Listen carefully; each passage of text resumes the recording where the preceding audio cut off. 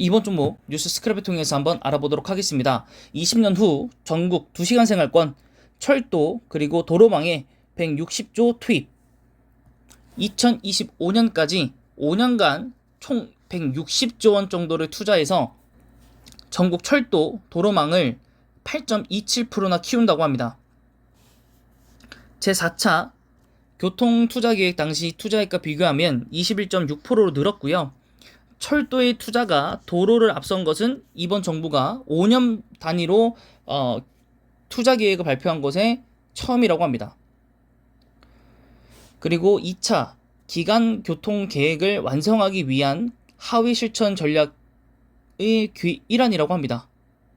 말이 어렵네요. 또 오랜만에 새로운 주제를 또 다루다 보니까. 네, 그래서 뭐 여기에 이제 그 계획 같은 것들이 나와 있고요. 철도와 도로를 잇는 광역 교통 환승 거점을 확대 구축하고요. 간선급행 버스인 BRT 노선도도 작년 기준 7개에서 70개까지도 40년까지 지금 다 20년이니까 그래도 한 해에 못해도 한 3, 4개 정도 늘려야 됩니다. 네, 3, 4개 정도 늘린다고 하고 전기차 그리고 수소차 같은 친환경차의 전국 보급 대수도 굉장히 많이 늘릴 걸로 예측을 잡고 있고요. 40년에는 자율주행차도 비율을 어마어마하게 높인다고 합니다. 근데 사실 자율주행차가 나오면 택시 같은 것들은 거의 다 망하는 거 아닌가요? 라는 생각 좀 드는데, 네, 참 혼란 속의 삶이네요. 네. 그래서 관련 차트 보고 오시겠습니다. 네, 일봉입니다. 21,100원이고요. 오늘 3%, 요 기사 때문에 아마 3%가 오른 것 같고요. 물론 이제 단발성이기 때문에 뭐 내려올 수도 있기는 합니다. 뭐 또 신년이 되고 뭐 연말 이제 좀 브레이크가 좀 있다 보면 또 어떻게 될지 모르겠고 또 시장의 흐름이 또 바뀔 수 있는 거니까 여러분들이 한번 좀 주가가 다시 한번 빠졌을 때 그때 한번 들어가 보시는 걸 추천을 좀 드리고요. 요 바닥권에 도달을 하거나 혹은 이걸 이탈하면 좀 매수를 추천드리는 걸로 보는 게 맞을 것 같습니다. 왜냐면 주봉상으로 볼 때도 사실 요 정도 부분까지는 내려올 수 있기 때문에 그 정도까지는 고려를 좀 하셔야 됩니다. 네, 그래서 약 한 20% 정도 혹은 10% 정도는 가볍게 빠질 수 있는 종목이니까 네, 그 부분에 좀 집중을 해주시면 감사하겠고요. 현대 로템입니다. 네, 2주 3천억대는 이제 탄탄한 회사이고요. 코스피 137위, 액면가 5천원, 외국인 소진 4% 정도 되지만 재무적으로 좀 약하기 때문에 그 부분들의 이제 성장성이 좀 나와줘야만 현대 로템이 또 2018년도 같은 이런 고성장을 한번 이뤄낼 수 있지 않을까 싶습니다.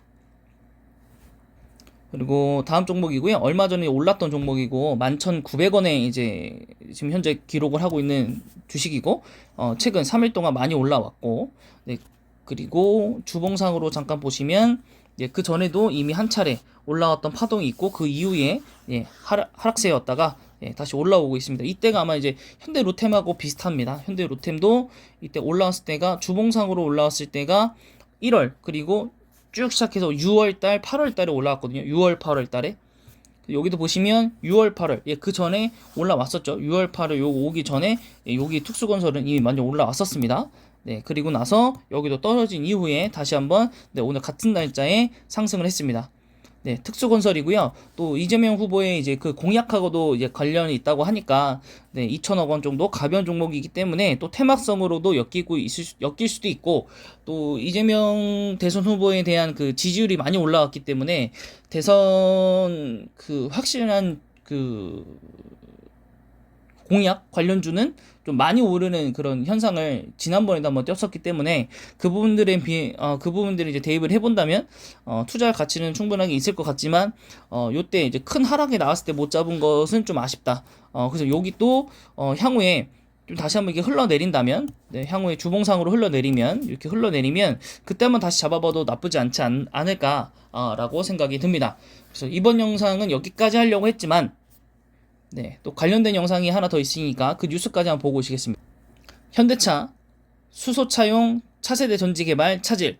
요것 때문에 이제 상하프로테크 탱크가 아니죠. 상하프로테크 그 다음에 효성첨단 소재 그 다음에 뭐 관련 주가들이 좀 많이 떨어졌습니다. 전반적인 수소 연료 전지 쪽도 많이 떨어졌고요. 네, 그래서 한번 뉴스 보시면 2025년도부터 모든 제네시스 신차를 전기차나 수소차로 출시하려고 했던 계획을 다소 늦출 전망인데 그것은 사실 이제 수소차에게만 이제 관련된 얘기입니다. 3세대 연료전지 개발 작업을 하고 있었는데 속도가 나지 못하고 있고 2023년도까지 개발을 완료하기로 했던 이 시스템이 내부적 기술이 발생했기 때문에 뒤로 미룬다고 합니다. 그래서 수소차에는 이 안에 들어가 있는 이제 막 같은 게 있는데 이 내구성을 이제 해결을 못 했고요. 이것도 좀 적잖은 시간이 좀 걸릴 것 같다. 그래서 이게 지금 개발 단계에서 한 단계, 두 단계가 늦춰지면 다른 계획도 천천히 다 늦춰지는 거기 때문에 이게 뭐 6개월만 밀려도 이것도 이제 6개월 밀리는 것이기 때문에 조금 타격이 있을 수는 있다 라는 것이고, 하지만 이제 조직 개편을 통해서 훨씬 더 역량을 강화시키려고 하는 움직임이 있습니다. 그래서 현대차 측에서는 우리가 차세대 전지를 개발을 중단하는 것이 아니고 일정이 다소 연기가 되는 것이고, 이런 거는 이제 개발하는 데 있어서는 뭐 차일피한 일이라고, 차일피한 얘기라고 하고요. 그래서 변함없이 진행을 하고 있기 때문에 뭐 그런 부분에 대해서는 뭐 고려하지 않아도 된다, 걱정하지 않아도 된다 라고 얘기를 하고 있는 현대차입니다.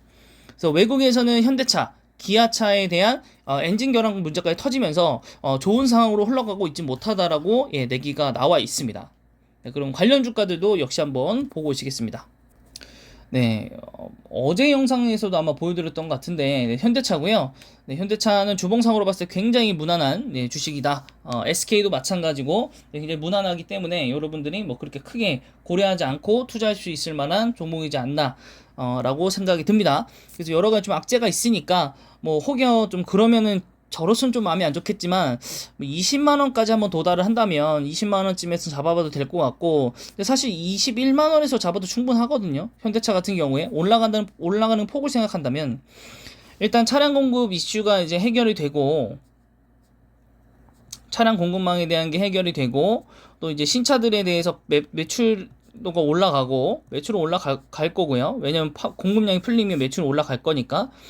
네, 그렇게 되고 이제 전기차 새로운 모델도 있고, 그리고 이게 좀 그 테슬라를 또 이기고 있다라는 점유율적으로 이런 얘기들도 나오고 있고, 그다음에 이제 수소차까지도 향후 좀 진도가 밀리긴 하겠지만은 여전히 기대감은 남아 있고, 차세대 연료전지 개발까지만 한다고 하더라도 주가는 수직 상승할 거기 때문에 그 부분들까지 모두 다 고려를 한다면 사실 주가가 올해 이렇게 멈춘 게 좀 아이러니하다. 오히려 주가가 이때쯤 이제 공급 이슈가 해결되고 나서부터 반등을 찍고 이제 올라갔어야 되는데 그 부분들이 조금 아쉽다. 그래서 제가 봤을 때는 사실 뭐 거의 한 30만 원 정도까지는 좀 봐야 된다라고 보고 있거든요, 기본적으로. 그래서 그 부분 때까지 좀 감내할 수 있으신 분들은 매수를 좀 고려를 해보시는 것도 나쁘지 않고, 상하 프로테크 같은 경우에는 공매도 그 과열 종목으로 지정이 됐죠. 네, 그러면서 오늘 소폭 반등이 나오는 것 같지만은 좀 많이 떨어졌기 때문에 그 공매도 우려 지정이 좀 풀리고 나면 또 다시 떨어질 수 있는 가능성은 있거든요. 원래 그 상하 프로테크 자체가 그렇게 뭐 강한 종목은 아니고 좀 약한 종목에 속하기 때문에 호가창 자체들이. 네, 그래서 이런 식으로 하락을 했을 때 좀 많이 포기하셨 분들도 계셨을 거고, 그죠? 그래서 이렇게 올라갔을 때 끝까지 뭐 저도 끝까지는 뭐 받아먹진 못했지만 어쨌든 네, 상당폭 올라왔을 때 매도를 하고 나왔었거든요. 한 100만 원 정도 넘게 이제 수익을 봤었던 것 같은데, 그래서 뭐 그런 부분들도 있으니까요. 여러분들이 좀 여러 가지로 좀 생각을 잘 해보시고 투자를 좀 하셔라라고 말씀을 드려야 될 것 같고, 그래도 여전히 바닥권으로 다시 한번 내려왔다 라는 거 한 번 더 말씀드리고, 뭐 오늘 보고서도 이제 그 유진 투자증권 이제 한병화 위원께서 내셨지만은 10만 원을 보고 있으시더라고요. 10만 원이면 지금부터 한 100% 올라가면 되거든요. 100%. 그래서 이제 그 부분들도 있으니까 뭐 현재 이제 올해나 이제 내년 한 1, 2월 정도까지는 이 이슈가 잠잠해질 때까지는 하락을 면치 못할 수도 있고 중간중간 반등은 나오겠지만, 네, 그래서 언제 좀 타이밍을 보고 들어가느냐, 네, 그거는 여러분들의 선택이실 것 같고요. 그다음에 이제 같은 이제 분리막을 좀 개발한 이제 코오롱 인더도 있죠. 코오롱 인더도 물론 수소차만 하는 건 아니기 때문에 다른 이제 주가들로 인해서 주가가 모멘텀을 상승할 수는 있겠지만은 여기도 어쩔 수 없이 타격은 좀 받는다. 왜냐면 시장에 대해서 평가를 받았기 때문에. 네, 그래도 이때 올라갔던 이 폭만큼 다 내려왔기 때문에 좀 조정은 좀 많이 받았고 추가 조정이 남아 있을 수는 있다. 그래서 추가 조정을 받는다면 뭐 여기 6만 원대까지 내려올 수도 있겠지만은 과연 여기까지 내려올 수 있을까라는 거. 그래서 사실은 뭐 효성첨단 소재 그리고 코오롱 인더 그다음에 상하 프로테크 가지고 굉장히 많은 사람들이 사오거든요. 보는 종목들이 좋다고. 그래서 그 부분들은 여러분들이 좀 잘 지켜보셨으면 좋겠고 어쨌든 코오롱 인더는 그거 말고도 다른 회사 사업들도 있고 시가총액도 상하 프로테크에 비하면 2배 정도 가량이 되어 있고 또 코스닥과 코스피에 대한 또 시장 차이가 있으니까 또 그것도 한번 고려를 좀 해보셔야 될 것 같습니다. 그다음에 마지막으로 효성첨단 소재고요.